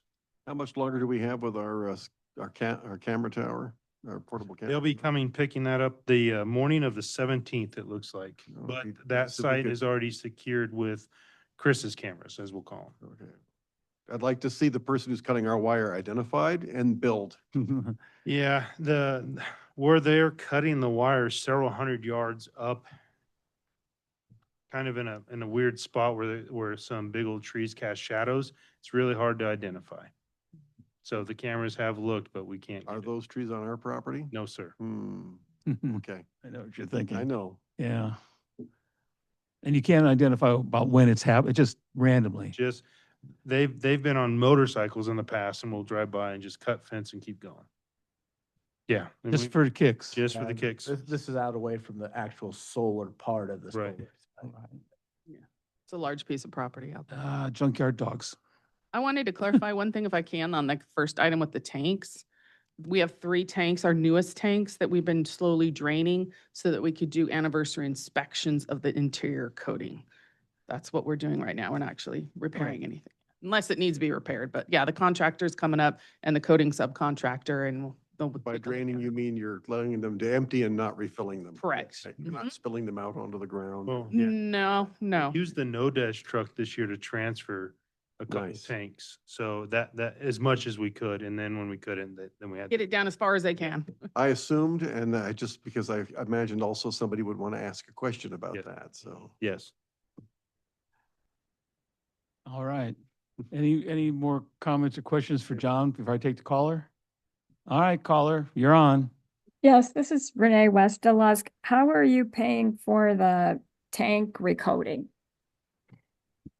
There it is in no the tank budget? recoating happening right now.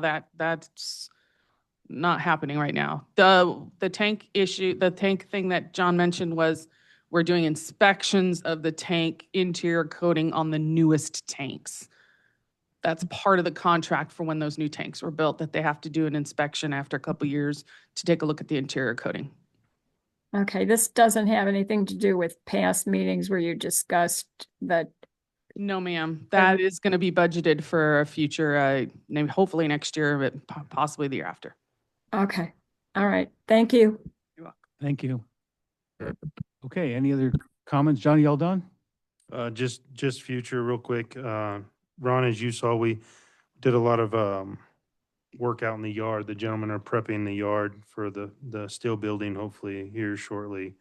And, kudos to the team working on Brady as well, along with all the other work they have done this past month. So Great. shout out to them and say thank you. Okay, thank you. Any comments or questions for John? No. All right, hearing none, I'll move on to board comments and future agenda items. Mr. Manley Boyd. I would just compliment our crew, our staff, our team, doing great work, get ahead of the project. Great. How many weeks ahead are you on the original estimate? Yeah, Brady Street. Yeah, several weeks ahead, if not a month almost. Yeah. Good Oh. news. I mean, that's all great. I'm sure they'll make that up at the intersection near my house. Eh, We're going to hold you up. You're not going to be able to get to your house for a while. Yeah. Yeah, job well done. Talk to me, John. We'll make a deal about if whether he can get into his house or not. Yeah. You got it. Okay. Stan, do you have anything? Yes, I have actually 2 agenda items that I would like to see. One is the fact that we now have, this is the 3rd month that we have had a illegitimate GA. Right now, the county is supposed to provide a president as well as a lawyer, and they are doing neither. If we have to follow the JPA and the bylaws, the county ought to as well. If they want to just drop out of the GA, that would be fine with me. But in any event, we need to bring it to their attention that they're not in compliance with our founding documents. So I'd like to see that as a discussion item on our next agenda. The second thing is I noticed the city is using the initiative procedure for making some changes to city ordinances. And I got to thinking, well, if they can do it, we can do it too. So I would like to see us have a agenda item to discuss using the initiative process to delete the replenishment fee. It doesn't require a lawsuit. I think we're probably too late to get into the June election, but obviously we're also having a November election. So I think that might be an affordable way of actually accomplishing something that we should have done 2 or 3 years ago, to be quite honest. So I'd like to have an agenda item and allow the public to call in and see whether or not they think it's a good idea. Thank you. Anything else? Oh, I'm sorry, that's all. That's it? Okay. Oh, but I would like to second what Mel said. Okay. Yeah, I was waiting for that. Good, good. Chuck? I don't have any comments. Okay. Mr. St. Amand? No comments. No comments. What do I have to say? You guys are exhausting. You have so much you're doing. You're just amazing how much you're doing. And I sit here, I'm trying to keep track of it all, and sometimes I lose track of it. So if I ask you questions I've already asked once before, bear with me. But I do appreciate everything you guys are doing. There's a lot going on. And I think I've been saying it now for years. I don't think it'll ever, I hope it'll settle down sometime, but I don't know. So with that, unless there's any other comments from anybody? None Just here? want to say thanks to Anna for running Yeah, our Anna. audio video. Yeah, well done, too. Yeah, thank you. And so, so with that, I will go ahead and adjourn this regular meeting at 8:11. And the next meeting is April 13th. So thank you so much.